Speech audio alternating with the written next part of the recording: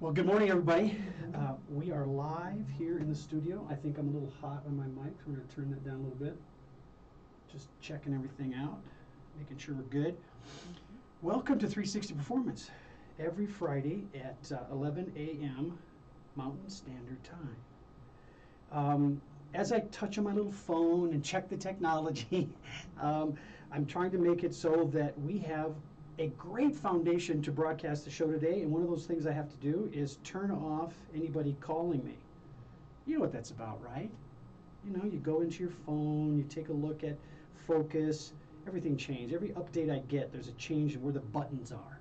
And for people like me that we forget things more often than I care to admit to, you shouldn't do that to me. You shouldn't change the buttons. Okay, so we're here today to talk about Mrs. Colorado. And that's the title of the pageant that's here in Colorado. And we'll get more information from our guests today. Some of you will recognize her voice and recognize her image if you're watching us on video. But I want to treat this in a formal broadcaster sort of way and let you see another side of the guests we have today. But before I do that, we always start the show off with the mindset moment. The mindset moment for this week was very poignant for me. It always sets up our shows for Friday.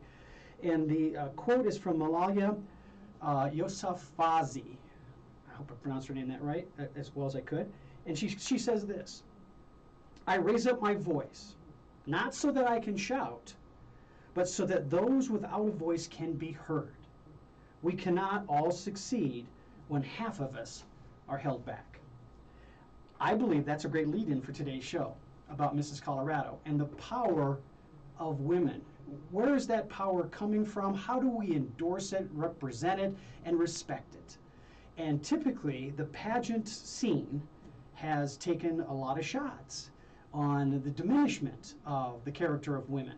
And yet, I think with today's show, we're going to talk about how a pageant process can actually lift it up, accentuate it, and draw attention to the areas of power and command of one's power in a way that's very uplifting and endorsing of those young women to come into the pageant process.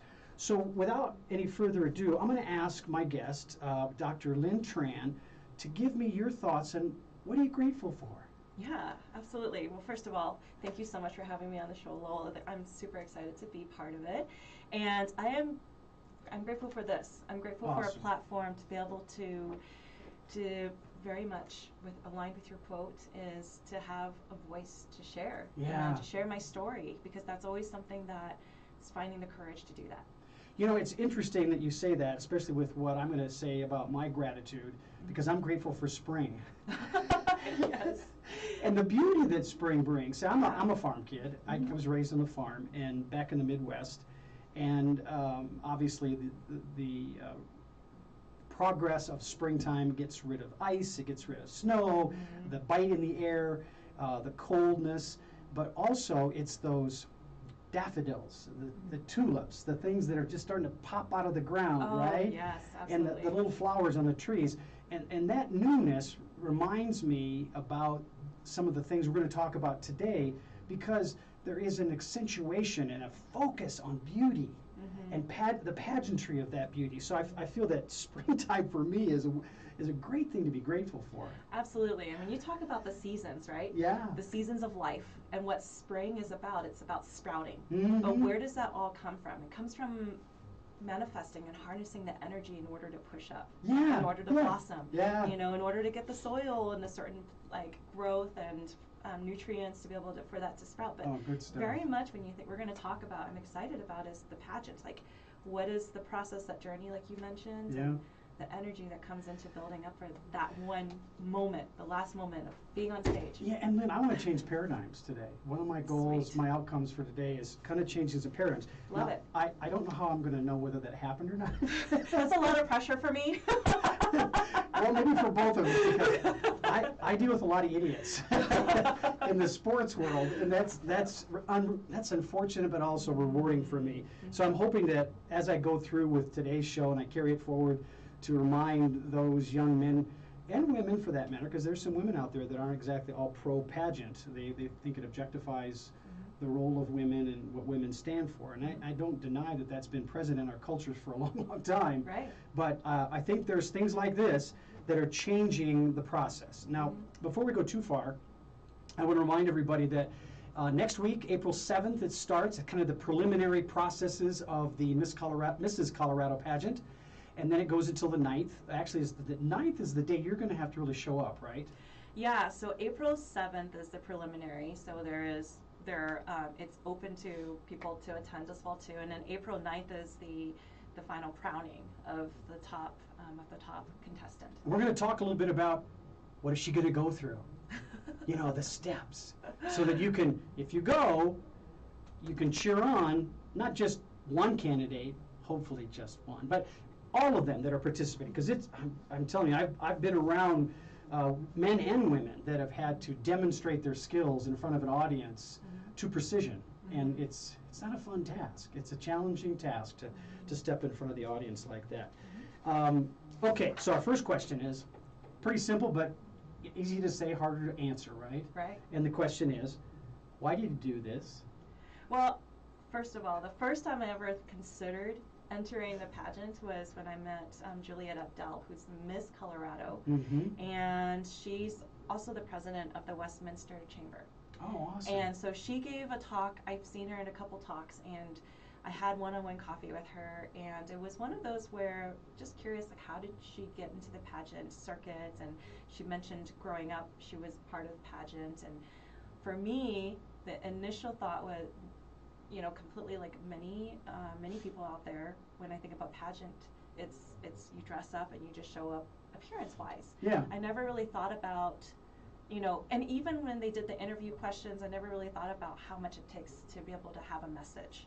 And when Juliet shared her story, she really shared about, you know, her personal journey of going through divorce and going through a breakdown and derailing of her own personal health, and then coming out and finding voice in that, and using nice. the platform, the Miss Colorado platform, to be able to share that.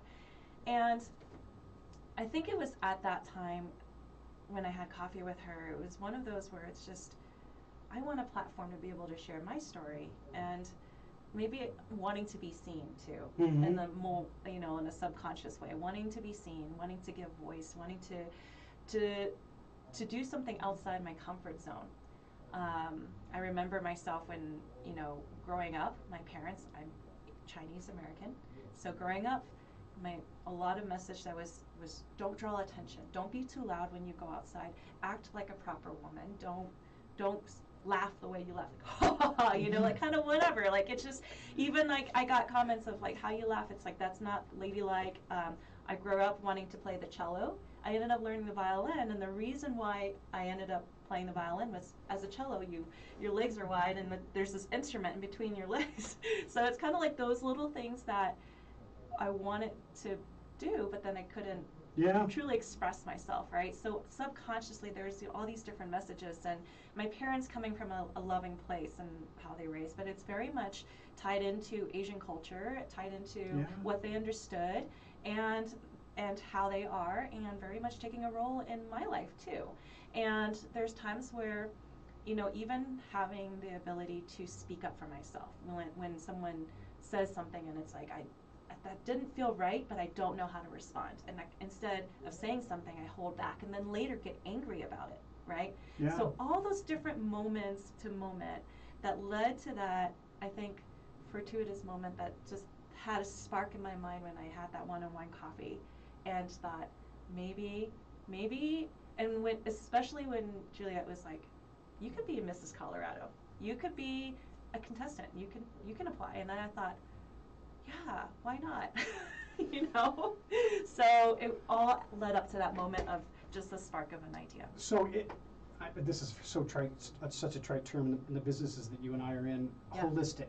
Yeah. I mean, you just described a complete top to bottom, in and out examination of where you're at as for the rationale to participate. Right. You had perhaps some unanswered questions about my ability to project myself posture-wise, my ability to share my thoughts, and is my voice really being heard? Yeah. Here's another audience and arena to do that. So they're fulfilling some things for yourself. Win or lose, fulfill some stuff. Exactly. Yeah. So then what is it that, as you envision that, what are the outcomes you think you're going to get out of this? What's the end result for you, do you think?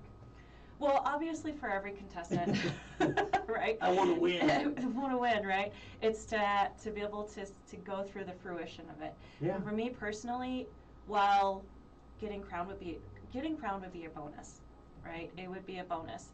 For me though, it is, I feel like I've already won.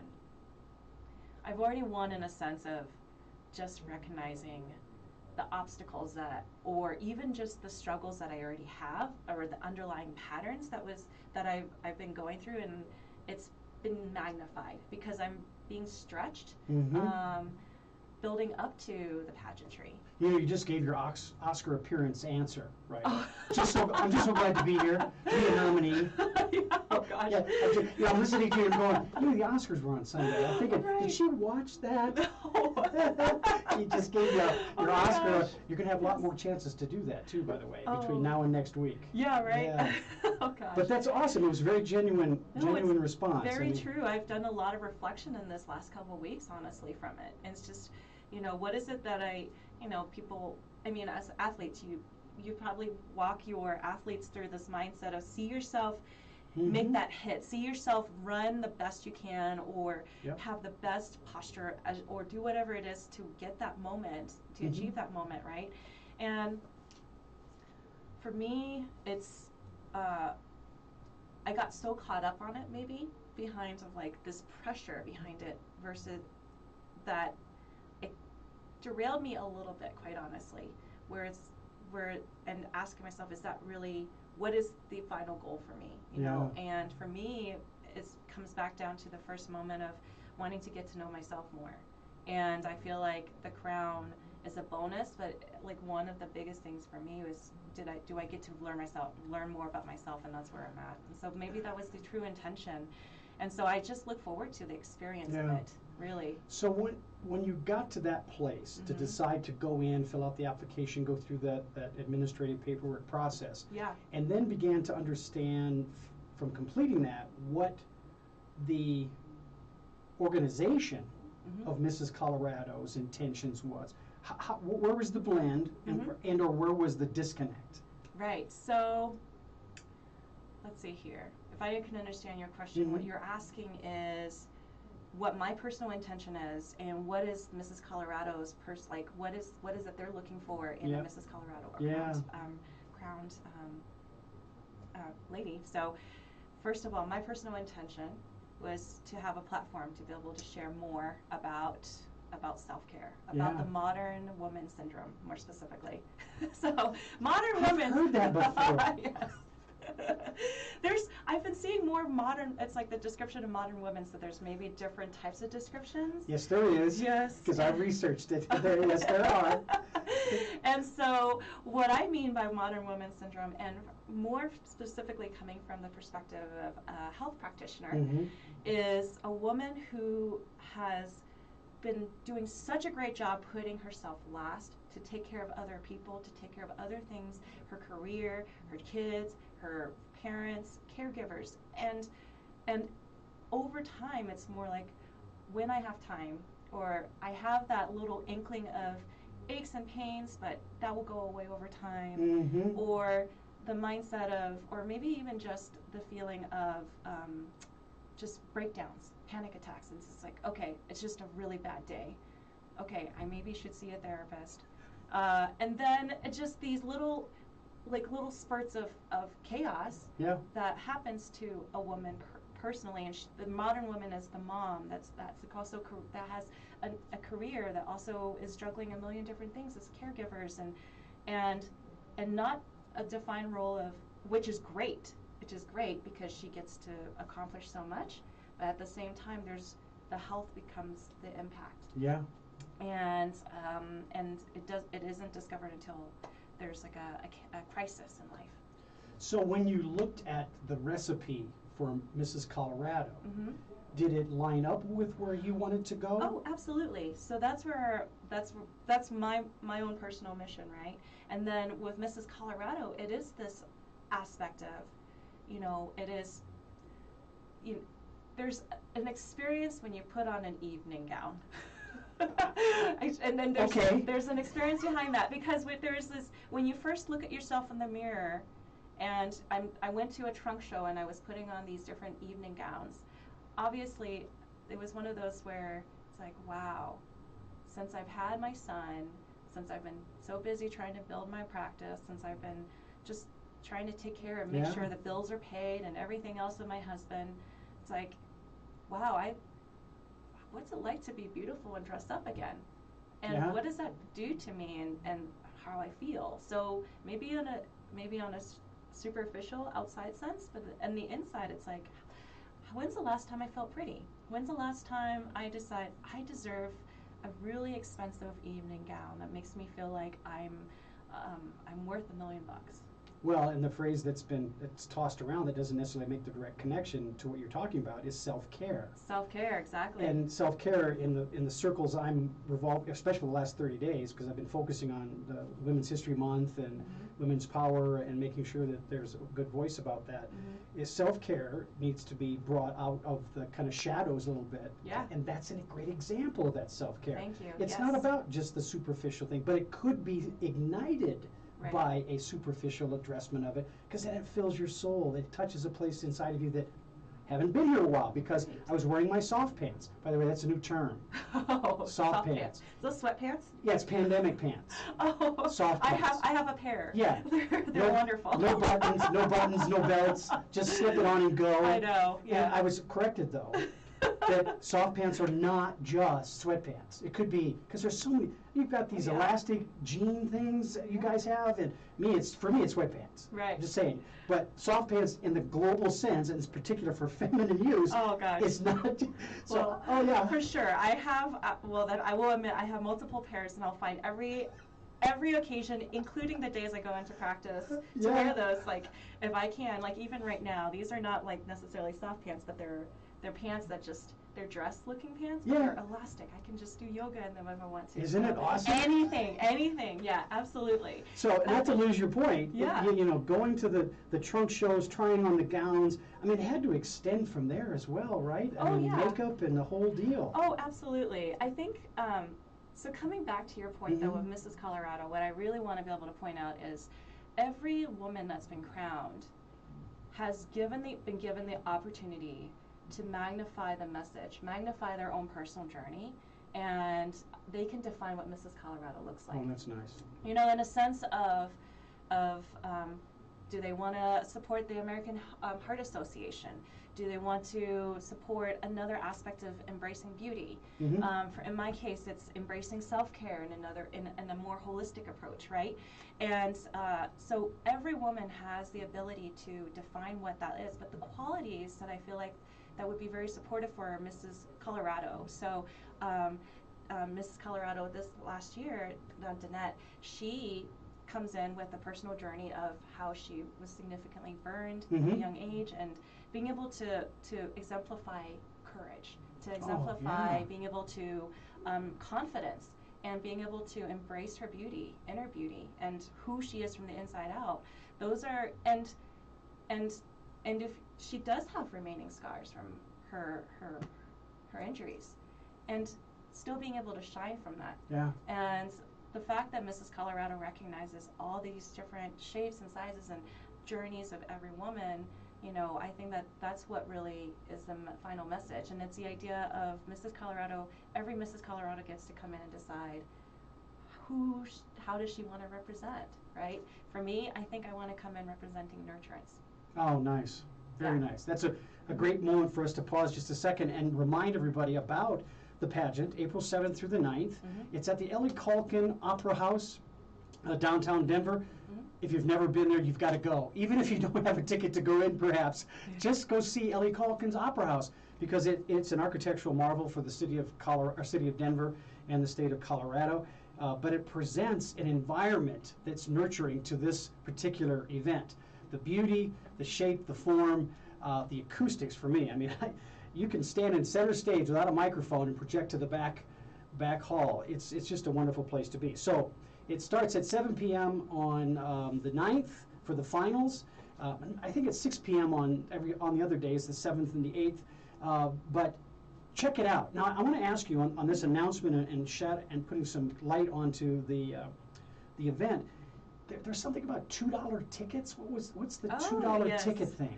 Actually, the $2. So there's a people's choice for every contestant, and this is an opportunity for you as you know. There are a panel of great judges that help to determine the interview, how you communicate, how you obviously how you present yourself through the different categories during the pageant. And then the people's choice is a very beneficial weighing factor too, because then the people that are in each of the contestants' life, whether it's through business, clientele, or through whatever it is, family, right?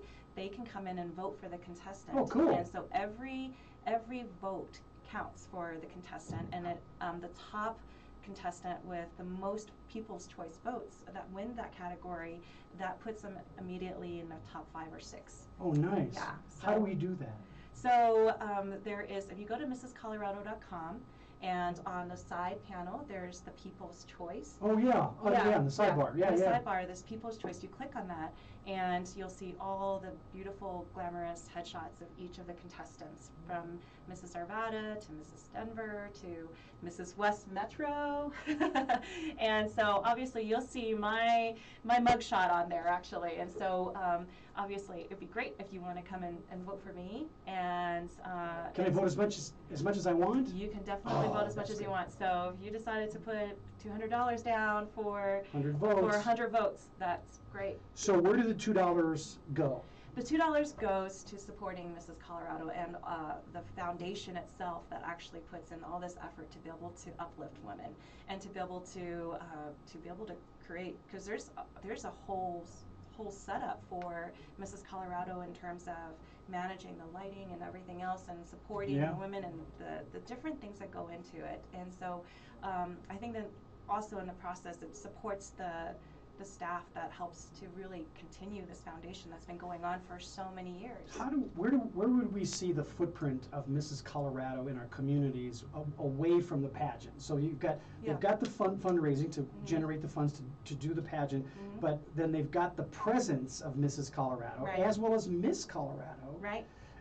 Excuse me, in the community. Are there obvious places we would see that presence? So another great place that you can find for Mrs. Colorado, or some of where all the contestants are able to be featured, is there are events that like appearance events. Oh, nice. Right, and we do through, for instance, gift wrapping. We do different community events throughout the year, and whether it's put up by Mrs. Colorado or they collaborate with some of the organizations, or they would actually collaborate with, or contestants would create. So, and for instance, for myself, I've been creating some Body Bliss pop-up events or self-care pop-up events, and so that's where that was part of my pageant journey. And then come September, I actually recently postponed it because it just became a little bit too bombarded with different events, but my biggest final one is going to be the Body Bliss Health Fair, and so that's really just inspired through the being Mrs. West Metro as well too during this time. Oh, nice. So each of the contestants, they may have different journeys in how they promote, and it's supporting and creating the education system and the training system for women to have the confidence to go out and to be able to talk about their message, and at the same time raising funds to support their journey. I like the multiple level stimulation because of all the candidates, the pageant candidates, they have all their different messages. So you've got, how many pageant entries are there? I do believe there's 32. Okay, so let's say 30 plus, just to make sure. Yes. So we have 30 plus powerful this young, is Mrs. Colorado. Yeah. There's Miss Colorado, which makes it much more. So you've got that multiple to Mrs. Colorado that are out in the community, both pre-pageant, right? Right. Doing their thing, like you were mentioning. Yep. And more than likely, as you exemplified as well, could carry on beyond the pageant. Right. And obviously so with the pageant. What do they call it? The number of people, the person who wins in their court. Is it a court? Do they still use those terms? I'm not sure. Yeah. So you've got a lot of great power in the community, and I hope you take advantage of looking at the website at mrscolorado.com. Yeah, mrscolorado.com. And take a look at that. Absolutely. And something to keep in mind too is a lot of these women, you know, I had the opportunity this coming week. I'll be able to meet more contestants, more of the other, like Mrs. Fort Collins, Mrs. Fort Lupton, wherever they're coming from. They are different women with different stories. So I'm just sharing one aspect of my life. But there's business owners, restaurant runners. There's also another, like different health practitioners. There's also women that are stay at home, and that's a personal journey in itself too. And there's women of all ages too for Mrs. Colorado. It's not just you have to be in your 30s. It's you could be in your 40s, you could be 50s and 60s, and just still be able to say, I want to just show up and I just want to be seen. Yeah, that's powerful stuff. Very powerful. So with that lead in, let's talk a little bit about what defines you. You mentioned earlier, you're a mom, you're a business owner, you're a professional within that business. You have some athletic skills that I'm not so sure, I'm not going to say them out loud, I'm going to let you do that because I'm not exactly sure which ones they are. Okay. That I'll call them hobbies. Okay. Physical hobbies. Sure. Let alone being a mom is a physical hobby in itself, but that beside itself. So which of those do you seem to want to draw on most often when getting prepared for something like this? I would say the one that draws out to me is a student. Yeah. Like a student in the sense that a student of life more specifically, because it's really tying into who I am as a person and really trying to, the way I described when I first joined Mrs. Colorado and chose to be, and received the title for Mrs. West Metro, I decided that this is like I'm a walking vision board for myself. A walking vision board. That's a good metaphor. Yeah, a walking vision board, because you have this specific period of time to make discoveries about yourself and to be able to say, I'm a student of, a student is to describe a person that's being willing to learn, being willing to take perhaps feedback and sometimes hard feedback, and being able to ask for help. And in turn, where I want to be able to take that is, then I can be a teacher. Great segue. Great segue. Because I was going to ask you, being that wonderful student, your power is when you convert it to being the teacher. Yeah. Because the student gathers information, and all of a sudden they've gathered enough, they want to just like regurgitate it. Yeah. And then when they have the opportunity for someone to ask a question, the teacher light gets turned on. Right. And the idea is to impart wisdom that it's not necessarily like, you have to do it my way, but it's more of, this is how I did it, and I can share with you what I did, and here's something that I really feel passionate about. So you mentioned the athletic part, where I love to bring in yoga. I love to bring in breath and meditation. That is, I'll be 110 years old and you'll still see me always practicing yoga and meditation, and that's a big tool that really allowed me to stay grounded through some of the chaos that showed up for me, personal, I say breakdowns, but I would say they're breakthroughs. Instead of breakdowns, I say breakthroughs, because they're messy breakthroughs, but those are the times that has allowed me to give great insight, and that's where the student aspect comes in. But with that, being a teacher, even having the title of doctor, right, Dr. Lynn Tran, it's my responsibility professionally is, yes, I have tools to help enrich your life, to help to turn your health around, or to shift the trajectory of your health, but my goal is to really also coach a person, to guide a person in terms of, maybe here's another way to do it, and then empower them to keep looking for more, to be their own student, to be their own teacher in the long run. You and I are very similar, and especially when you use the word empowerment. I use the word, because I have to be stronger with some of these guys. Yeah. Own it. Yes. You need to own this behavior, because when I see that. When I see that happen, it's I'll say it in a way that doesn't sound all that nice. it releases me a little bit. That I could go to another topic because I see you've owned it. You've taken charge of it. Right. You're empowered by that ownership to move it to the next level. And now I may be asked to come back in to help you raise up what you've owned, but I constantly look for that ownership of things. So when you have looked through that history of skills that you have that have brought you to this moment of learning more through the Mrs. Colorado pageant, and you're starting to gather that momentum and that confidence within that, what are some things that you are really excited about within this process of Mrs. Colorado to share, whether it's with the panel that's going to be evaluating you, the judges, or it's just within the interactions with the other contestants that are going to be, you're going to be able to see this next week? Right. So one of the biggest things that I've been focusing on during this pageant, part of it is maybe appearance in terms of makeup.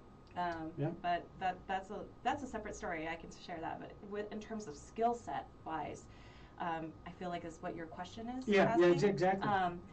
More specifically, it's communication and how to be heard. There's actually, I started following a lady named Vanessa Edwards. I don't know. I'm a huge fan of Vanessa Edwards. I love how she talks. I love how she explains that she studies human behavior. She's the most elegant, no-nonsense person I've ever heard. Oh yes, I love it. She's great. Yes. And so, you know, when I first watched Vanessa Edwards on video by Tom Bilyeu, who's, you know, obviously impact theory, and I love all the personal development things. I committed myself to following her for the year 2022 to just see what I can pick up. Growing up, I was bullied. Growing up, I was socially awkward. I still feel like I'm socially awkward. So on those characteristics, just by Vanessa describing herself, I've never met her personally. However, just her work itself has inspired me in a sense of saying I was that person that really was so shy, still am actually, and like it takes me some time to recover after, you know, I'll probably go and just get a nice little cup of hot drink after this and just enjoy myself because it is a lot to be able to show up, right? Yeah. So being able to communicate in a sense of being able to share and get to the essence of really what it is, and not being afraid to speak up from that.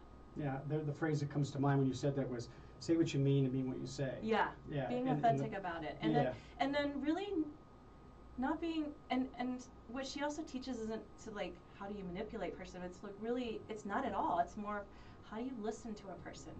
How do you stay in the present moment and just really enjoy the conversation? And let me bridge on that a little bit because Vanessa has some things, I'll paraphrase this what I'm going to say, but she makes clumsy cool. Yeah.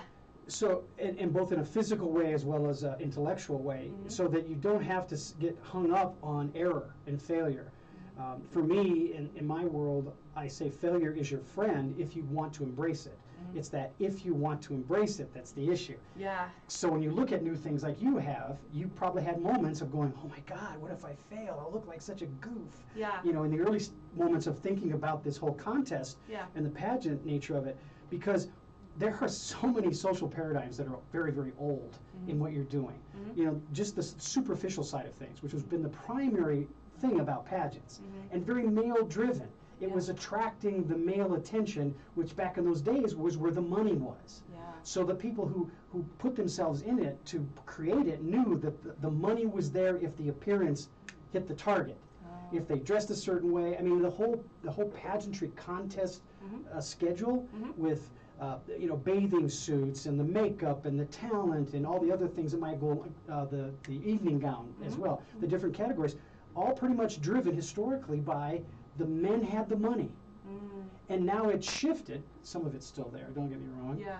But it's shifted, and that's one of the reasons, the premier reason why I wanted to showcase Mrs. Colorado, because of what you've experienced. Yeah. And the messages they're bringing to the community. Because little girls, not all of them, some of them, deserve to feel from inside what they put on the outside. Absolutely. And relish in it, and really feel good about it. Thank you so much for doing that. And I honestly am not familiar with the pageant history. However, I very much share what before joining the pageant, and also we'll have to admit, like, there's a little bit of struggle during the pageant, like joining a circuit and having that fear of what if they just see, what if I tell someone that I'm Mrs. West Metro, and how do they perceive me? Like, how would they perceive, oh, she's just a beauty queen, trying to be a beauty queen kind of thing. Like, I'm not gonna lie, that there was that little bit of fear.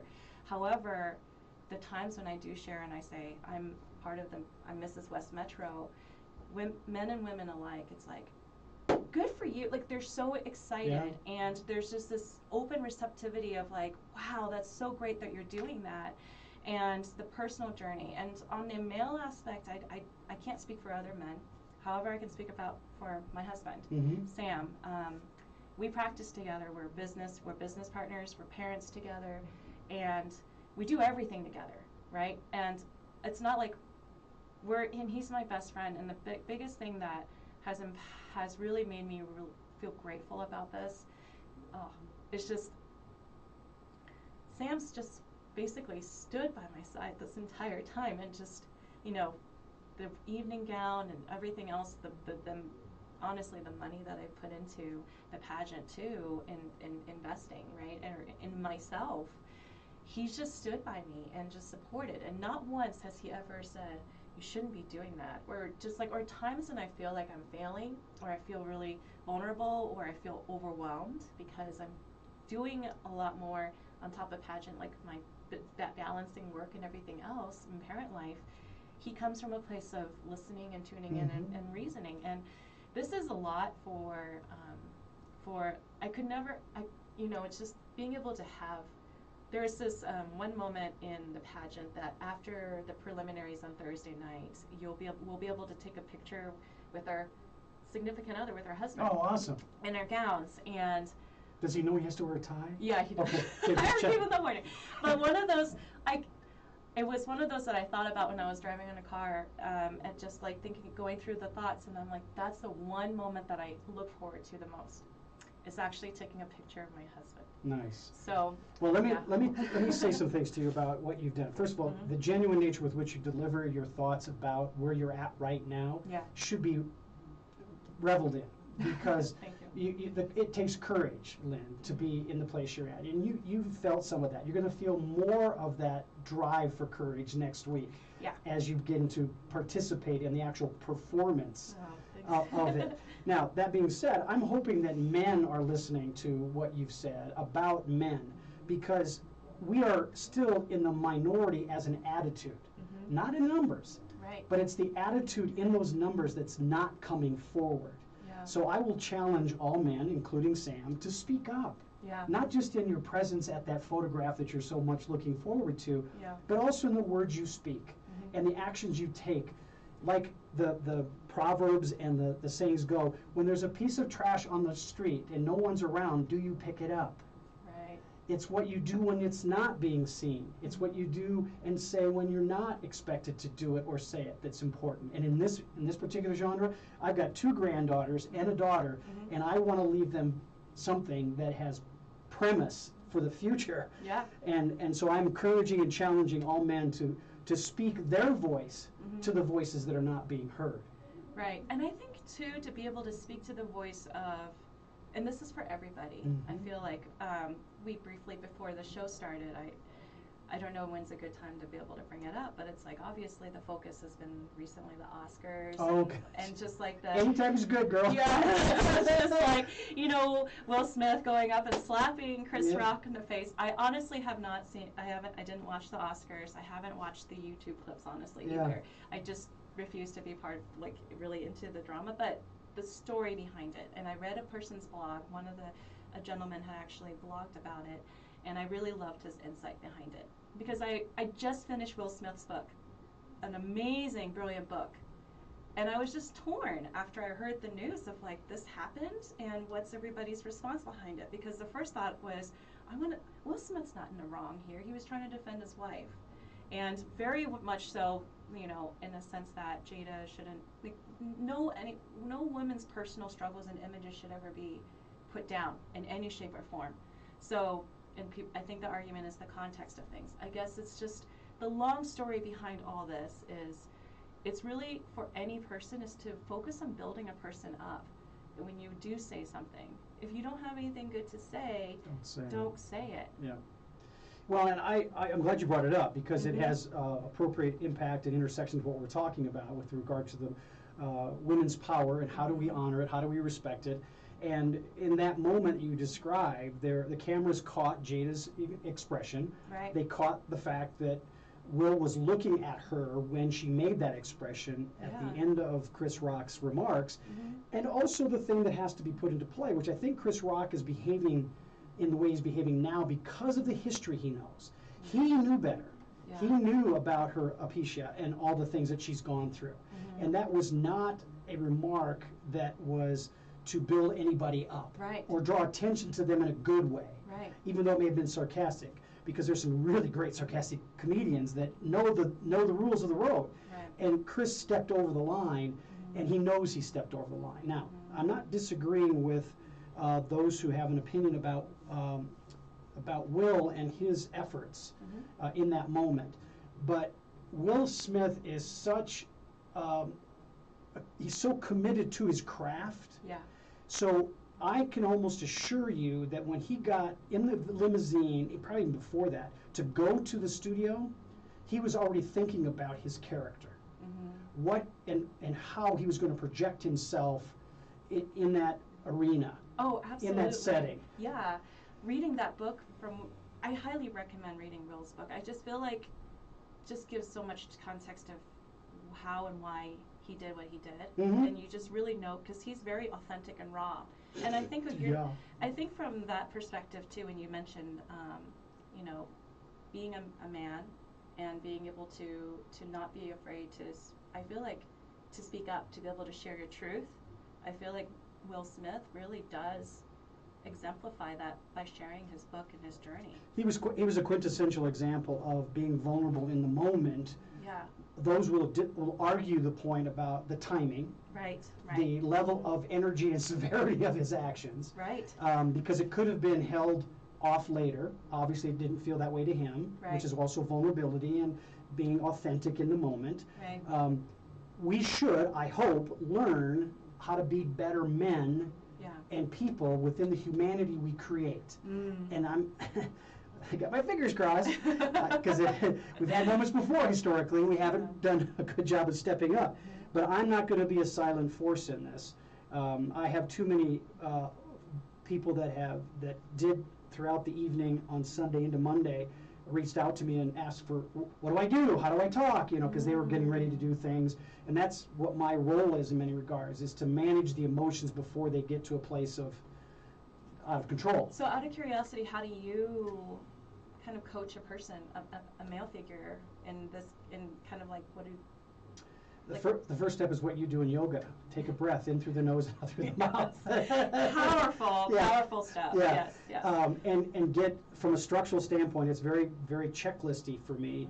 You start with structure, so you start with posture, hip centered, anchored through your hips. I call it belly button to toes, and just get your center and relax through the shoulders. Breathe in through the nose. You know, basically, it's something where we're breathing in and coming back into the prayer. And getting that inside of yourself at that moment. Now, not everybody knows those words, but I say it to them for whatever context they can understand. And then from there, it's helping them through the words, through the extension of the communication, which you mentioned earlier, is so important in major events, major emotional, transitional, paradigm-shifting events. Well, the Oscar was a good example of a big paradigm shift, as is what you're going to be going through next week. So after we get to that point, we practice. Now, if I can't be there physically with them, get a mirror, practice in front of the mirror. It's almost like you're getting ready for a speech and going through those steps. And typically within that time frame, I'll get a phone call and say, oh, I practiced in front of the mirror and I didn't look very good. I said, okay. I try to do kind of gimmicky things. They don't always work well. I'll take a picture of yourself, send it to me so I can get an idea of what that energy feels like. I try to be very authentic in my responses, but it's an ownership thing. You have to eventually own it, whatever the consequences are. And I think one thing to add on to that is men and women can practice this every day.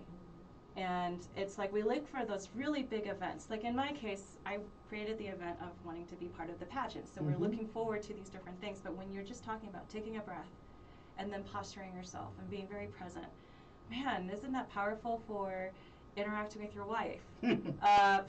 Having, or, being able to hold space for your next client, because you have to be able to have a presence to hold space for your clients too, right? And very much the same way as a practitioner, I do too. It's like, I can't bring my baggage in. I can't, if I'm feeling restless or something, I can't, it's not a place for me to put that on someone else.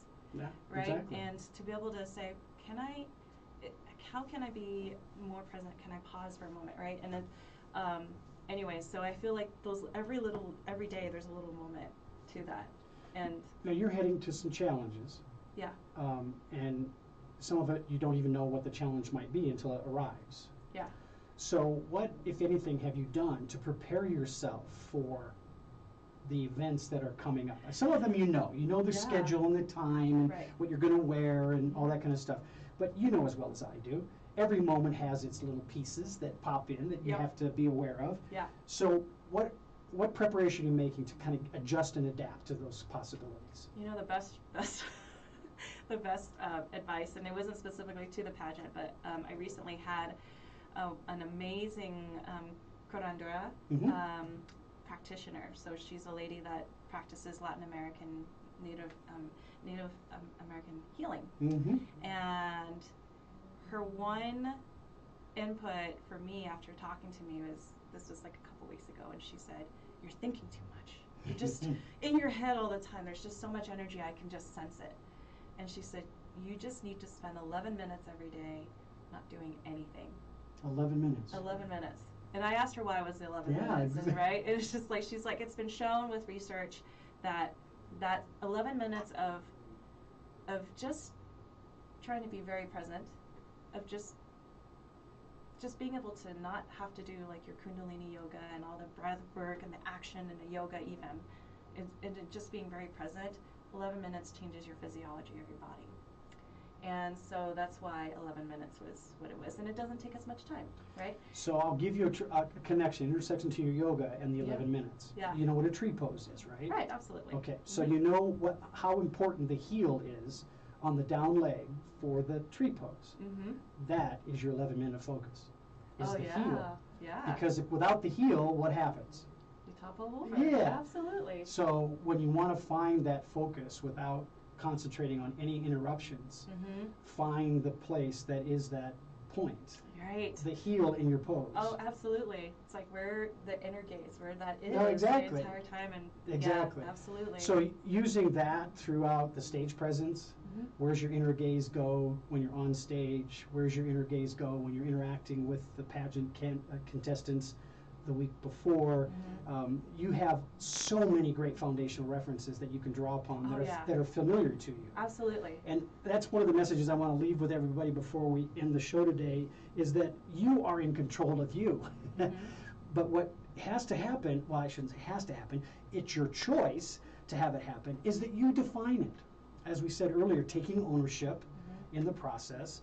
So my last question for you then today, in taking ownership of the process, because that creates a posture, creates a positioning of shoulders and the chin and everything. What is going to be your preparation the evening before, the morning of April 7th, April 8th, and April 9th? What are you going to do to prepare? The biggest thing is my 11 minutes, and I would love to be able to incorporate a little bit of yoga in that. However, the biggest thing is being able to journal. And journaling is huge. It's been huge for me because, in the midst of doing so many things, sometimes your vision kind of gets derailed. It's like, it gets tainted. What's your message? Why did you decide to do the pageant in the first place? And trying to keep that alive when it gets really stressful. What is that? And so having time to just look at what are the things I need to do, my strategies, my goals, and then at the same time journaling what's showing up.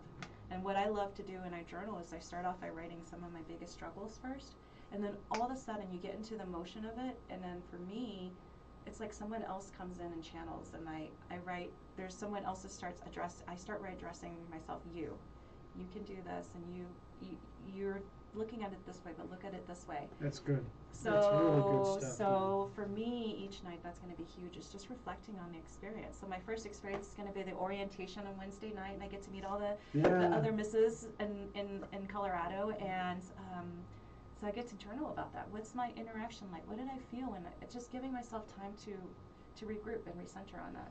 So there are competitions, right, within the little vignettes of presentations. You're going to talk to the judges, right? Answer questions. Yeah. So what else is part of the agenda? So the agenda is there's the that I know. Yeah.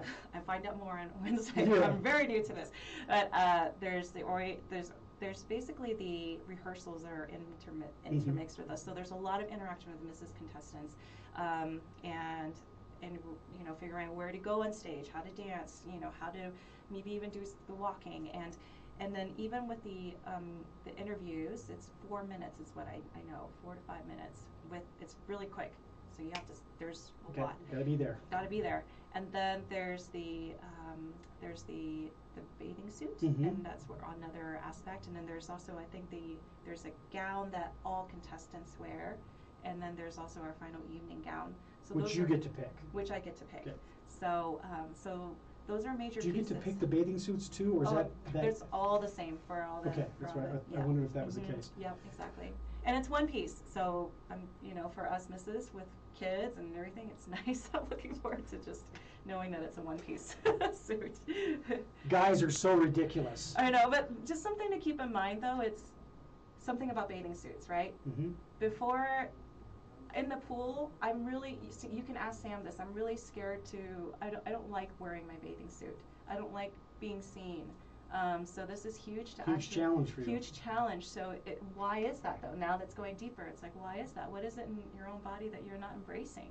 I have scars from pregnancy. Yeah. And it's, those things of like, wow, that's really interesting that I don't feel as confident about wearing a bathing suit, and like these different changes to my body, and being able to wear a bathing suit and step up. Yes, maybe you're being pointed for that, judged for that, for pageants. However, there's something else behind it. It's being able to own your own body, and mm-hmm. for a moment step outside your comfort zone. It's like, what does it feel like to be in the spotlight, to be really truly openly seen?